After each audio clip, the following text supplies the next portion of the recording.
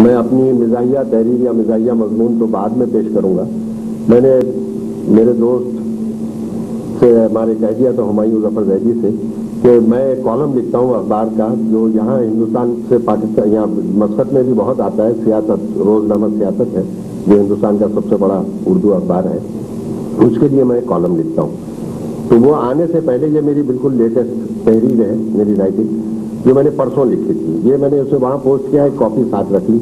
تو ہمایوں ظفر زیدی کا اصرار ہے کہ میں یہ پڑھوں تو میں پہلے یہ پڑھ دیتا ہوں. ظاہر ہے کہ ہیومر تو میں بعد میں وہ پڑھوں گا, اس میں بھی کہیں نہ کہیں وہ سچویشن آ جائے گی.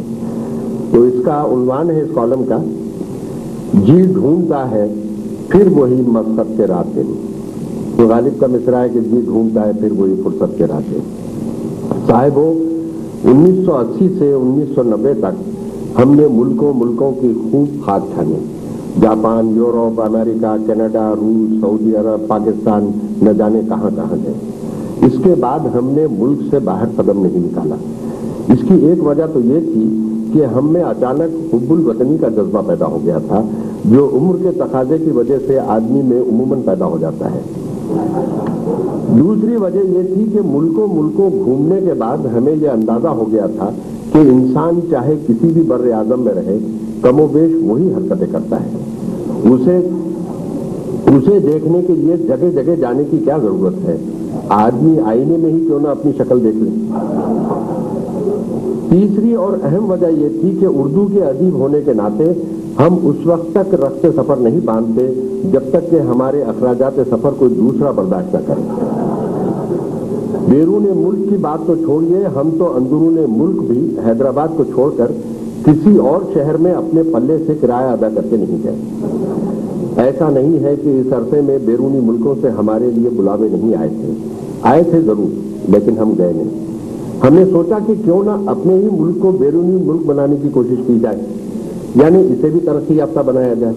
مگر یہ کام بھی ہم سے نہ ہو سکا. ہم اکیلے کر بھی کیا سکتے ہیں.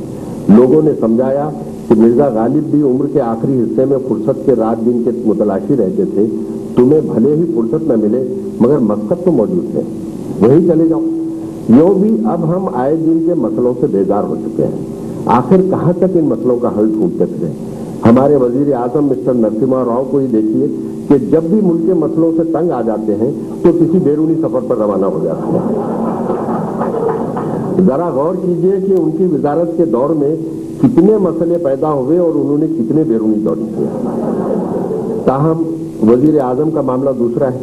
وہ مسئلے حل نہ کریں تو تب بھی بیرونی سفر پر جا سکتے ہیں. ہمارا معاملہ یہ ہے کہ جب تک بال بچوں کی ضروریات پوری نہ کریں, بجلی اور ٹیلی فون وغیرہ کا بل نہ ادا کریں, تب تک ملک سے تو کجا گھر سے باہر بھی قدم نہیں نکال سکتے. تاہم ادھر جب سے مسقط میں تیل دریافت ہوا ہے اور جب سے ہمارے دوست ہمایوں ظفر زیدی مسقط میں جا کر پھر سے آباد ہوئے ہیں, تب سے ہمیں شبہ سا ہونے لگا تھا کہ بڑے ہو کر یا بوڑھے ہو کر ایک نہ ایک دن ہم مسقط ضرور جائیں گے. ہمایوں ظفر زیدی سے لگ بھگ 20 برس پہلے علی گڑھ میں ہماری ملاقات ہوئی تھی. ان دنوں وہ علی گڑھ یونیورسٹی میں انگریزی کے استاد تھے اور علی گڑھ یونیورسٹی کے انگریزی کے استادوں کی روایت کے مطابق انگریزی کے مقابلے میں اردو کے معاملات سے زیادہ سروکار رکھتے تھے. یہ تو پتہ نہیں کہ انگریزی میں شعر کہتے ہیں یا نہیں, مگر ان کے اردو کے شعر تو خود ہم نے اپنے کانوں سے سنے اور آنکھوں سے دیکھے ہیں. اردو کے بہت اچھے شاعروں میں سے ہیں, اس لیے کہ ہر کسی کو اپنے شعر نہیں سناتے. ہمارے پاس اچھا شاعر ہونے کی یہی کسوٹی ہے. اردو ادیبوں اور شاعروں کی صحبت میں رہنے کے سو جتن کرتے ہیں. ان کی ایک اور خصوصیت یہ ہے کہ ایلزابتھ ٹیلر نے جتنے شوہر بدلے ہیں ان سے کہیں زیادہ نوکریاں انہوں نے بدلی ہیں. کبھی ایک نوکری پر خانے نہیں رہے. ہمیں تو اب یہ بھی یاد نہیں رہا کہ وہ پچھلے 20 برسوں میں کیا کیا کرتے رہے. البتہ پچھلے 7-8 برسوں میں وہ کئی بیرونی ملکوں میں رہے اور ماشاءاللہ پچھلے 5-6 برسوں سے مسقط میں مقیم ہیں. ایک جگہ پر ٹک کر رہنے کا ان کا یہ سب سے لمبا ریکارڈ ہے. اس میں بھی خوبی ان کی نہیں مسقط کی نظر آتی ہے. اس عرصے میں وہ جب بھی ہندوستان آئے ہم سے خواہش کی کہ ہم مسقط ضرور آئیں. ایک بار بلایا تو ہم نے ٹالنے کے لیے کہہ دیا کہ ہماری بجائے خوشونت سنگھ کو بلائیے. चुनाचे खुशवंत सिंह को बुला लिया। दूसरी बार बुलाया तो हमने एक और शख्सियत का नाम तजवीज़ कर दिया, उन्हें भी उन्होंने बुला लिया। तीसरी बार भी कुछ ऐसा ही हुआ। चौथी बार बुलाया तो बोले अब शरई एतबार से कोई उज़्र काबिल मसमूना होगा, इस बार आप किसी को कुर्बानी का बकरा नहीं बनाएंगे बल्कि खुद कुर्बान हो जाएंगे। तो अब हम कुर्बान होने के लिए मकसद जा रहे हैं, जहां उन्होंने उर्दू मिज़ानिगारों की एक महफिल का एहतमाम किया है। पिछले 3 दहों में जब से खलीजी ममालिक में तेल दरियाफ्त हुआ है, तब से इन ममालिक का जो फायदा हुआ सो हुआ ही है, लेकिन उर्दू के अदीबों और बिलखुसूस शायरों का भी खासा फायदा हुआ है। अब ये मुशायरे पढ़ने के लिए पीलीभीत, इटावा और रामपुर वगैरह नहीं जाते, बल्कि सीधे दुबई, कतर, दमाम, अबू धाबी। अब ये मुशायरे पढ़ने के लिए पीलीभीत, इटावा और रामपुर नहीं जाते, बल्कि सीधे दुबई, कतर, दमाम, अबू धाबी और जिद्दा वगैरह जाने लगे।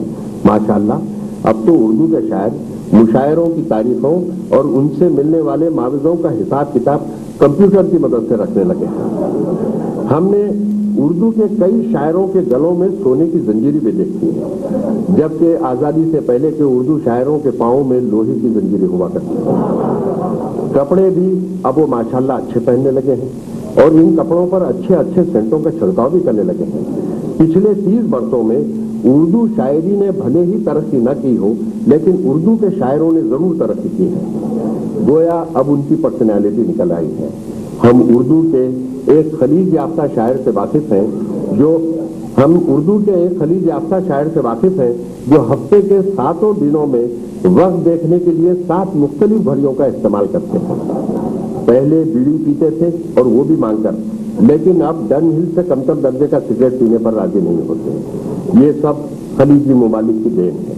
आज से 30 बरस पहले तक खलीजी ममालिक के सहराओं में गुमनाम और आवारा हवाओं के झक्कड़ों की आवाज़ों के अलावा अल्लाह अकबर और अजानों की गूंज तो सुनाई देती थी, लेकिन अब माशाअल्लाह मुकर्रर इरशाद हो, अता हो, तवज्जो चाहता हूँ, अर्ज किया है, गर्रा नवाजी और बंदा परवरी का शुक्रिया वगैरह जैसे कलमात की गूंज भी सुनाई देने लगी है। खलीजी ममालिक में जब से उर्दू की नई बस्तियां आबाद हुई हैं, तब से हम मुल्क में खलीजी ममालिक से तेल को दरामद करने में लगे हुए हैं और शायर हजरात अपनी शायरी को बरामद करने में मसरूफ हैं। हमने खलीजी ममालिक के बाद मुशायरों के वीडियो कैसेट देखे हैं। हमारी ही तरह के मुशायरे होते हैं, सिर्फ एक कमी नजर आती है और वो है हुटिंग की। इन कैसेटों में खलीजी ममालिक के सामीन ऐसे साबिर और शाकिर नजर आए कि बुरे से बुरे शेर को भी हंसी खुशी बर्दाश्त कर लेते हैं। इन कैसेटों में खलीजी ममालिक के सामीन ऐसे साबिर और शाकिर नजर आए कि बुरे से बुरे शेर को भी हंसी खुशी बर्दाश्त कर लेते हैं। सच कहा है, पैसा हो तो आदमी में सदमे को झेलने की ताकत खुद ब खुद पैदा हो जाती है। दूसरी वजह इसकी यह है कि खलीजी ममालिक के सामीन अपनी जेब से पैसा खर्च करके शोरा को मदऊ करते हैं। इन्हें पता है कि हुटिंग करेंगे तो थोड़ी देर के लिए ही सही, जो उर्दू कल्चर उन्हें मैसर आया है और जिसके लिए वो तरसते रहते हैं, उससे वो महरूम हो जाएंगे। इस एतबार से भी खलीजी ममालिक के मुशायरे बुरे शायरों के लिए एक नेमत गैर मुतरकबा का दर्जा रखते हैं। अब तो माशाअल्लाह खलीजी ममालिक में उर्दू शायरों के जश्न भी थोक की बुनियादों पर मनाए जाने लगे हैं। वतन अजीज में तो अब उर्दू शायरों के जश्न मनाने की रिवायत खत्म सी होती जा रही है, क्योंकि खलीजी ममालिक में जिस एहतमाम से उर्दू शायरों के जश्न मनाए जाने लगे हैं, वो एहतमाम वतन मालूफ में कहाँ से मैसर आएगा। अब बड़ी मुश्किल से 2-4 ही ऐसे नामवर और खुशकिस्मत शायर बाकी रह गए हैं जिनके जश्न खलीजी ममालिक में अब तक नहीं मनाए गए हैं। अंदेशा है कि 2-1 वर्षों में ये बाकी मानदा शायर भी खलीजी ममालिक से जश्न याफ्ता होकर निकलेंगे। इसके बाद तेल तो होगा, मगर जश्न के चिरागों में रोशनी न होगी। ताहम ये गनीमत है कि उर्दू का बुझता हुआ चिराग खलीजी ममालिक के तेल की मदद से फिर से भड़क उठा है। अब हम मकसद जा रहे हैं तो हमें एहसास है कि हम उर्दू की एक नई बस्ती की तरफ जा रहे हैं। हमारी दुआ है कि खलीजी ममालिक में उर्दू की ये नई बस्तियां उस वक्त तक तो जरूर फले फूलें जब तक कि हम जैसों के भी जश्न की बारी ना आ जाए। शायर ने क्या खूब कहा है कि जश्न से किसको रुस्तगारी है, आज वो कल हमारी बारी है।